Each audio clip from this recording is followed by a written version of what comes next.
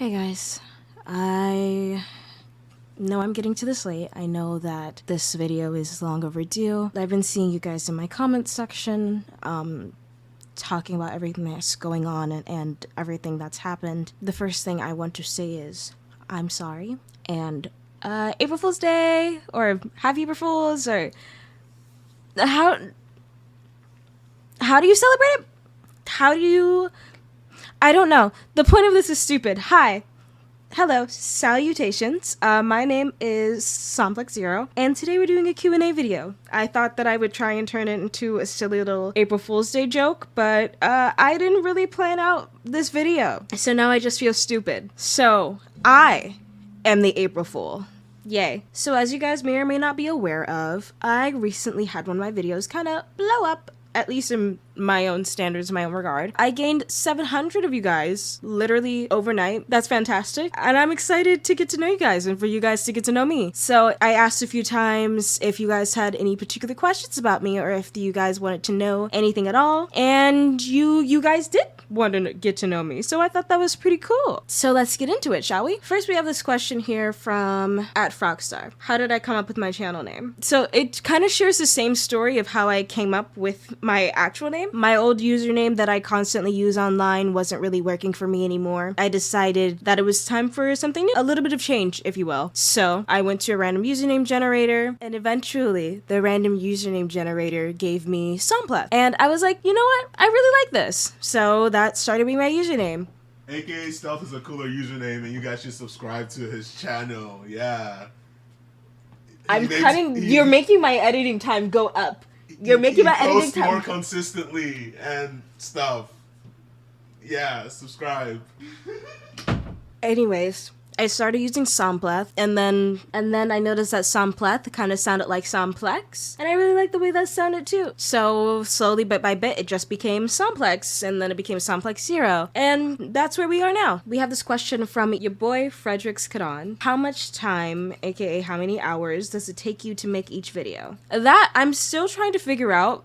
Definitely different for every video depending on the length. I would say hour-wise, at least 8 to 12. I spend a lot of my time doing research to get the stock footage, making sure that my avatar matches up with my voice while I'm speaking. Then what you guys don't hear is that I have to cut out a lot of dead space while I'm thinking of my next sentence because I don't really script my videos. I very much need to, and that will make the process easier. However, my brain doesn't work very well when it comes to sitting down and typing out words, so it's easier for me to speak to the mic in the moment. However, that does make my job down the line a bit harder, so that also takes a bit as well. From Support Comfy 2210, what inspired you to start your YouTube channel? I'm not really sure. Ever since I was young, I've wanted to be some sort of content creator. I never really was fully certain of exactly what type of content creator, but I always thought that it would be really nice to build like a little internet community of sorts. That is currently my goal. I'm not entirely sure what kind. Like I have an idea of what I want my community to look like, but I'm not exactly sure how to achieve that just yet, or even how to explain that to other people just yet. So that's a thing. A perfect follow-up to that question, I feel, is this comment from SuperMasterBall1. I'm curious where you plan to take the channel going forward, especially since it looked like the algorithm spiked up a video of yours while you are trying to figure it out some. To be honest, I'm not fully certain of where I'm intending on going, but what I do know for sure is that I like doing commentary on situations that I feel strongly about, whether it be about protecting child safety or the different outfits at the Met Gala and how I think it's ridiculous that they spend so much money on outfits that in my opinion are not worth the money and quote-unquote time they spend on it, but that's again rant for another video. My current plan going forward is to build a video diary for me of sorts and just really talk about whatever is on my mind. So tomorrow it might be how I'm concerned about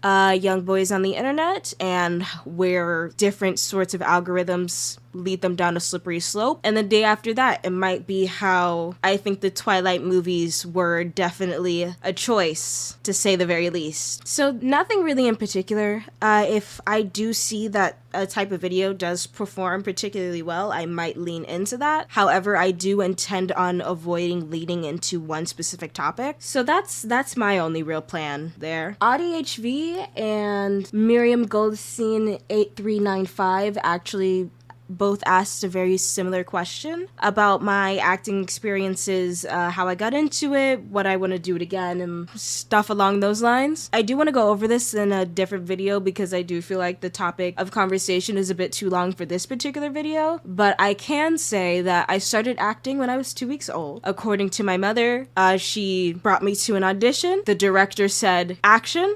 I started crying. The director said, "Cut."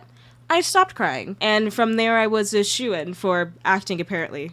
At the very least, I got that role. I acted through a few things, which I'm blanking on right now, but I'll definitely go into a bit more detail later. And then I stopped acting when I was 7 years old because we moved from California. There's a lot of moving parts when it comes to that particular situation, but I did want to make sure that I at least said, hey, I saw this, I have answers to your questions, and I'll be definitely coming back to answer this more in depth at a later date. If I were to play a character in the MCU, who would it be? I think Storm. I just always thought that she was cool. I don't really have an answer apart from that. I just really think that Storm is cool. And while I am very disappointed by the storylines that a lot of writers choose for, especially the mutants in live action things, even some animated shows are questionable. I've always liked Storm, and I always thought she was really cool. Rogue too. Oh wait, no, Mystique.